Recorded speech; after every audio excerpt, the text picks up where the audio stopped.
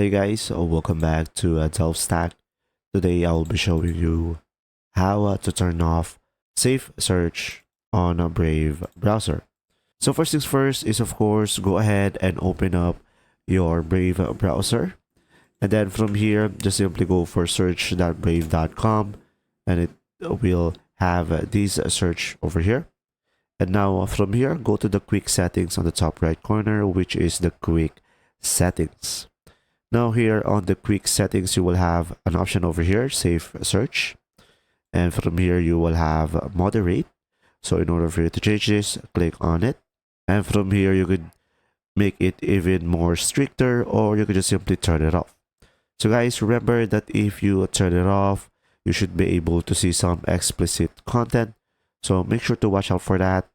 And from here, you could just simply go ahead and do your search, and automatically your safe search has been turned off. So pretty much that's all you have to do. If you found this video helpful, please like and subscribe. And if you have any questions, just simply go ahead and comment down below, and we will do our best to answer them all. And see you in the next video.